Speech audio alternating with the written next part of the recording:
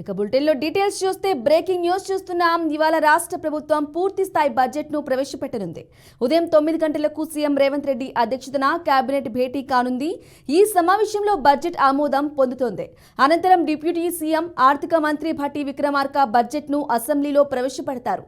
అధికారంలోకి వచ్చాక కాంగ్రెస్ పూర్తి స్థాయి బడ్జెట్ ప్రవేశపెట్టడం ఇదే తొలిసారి.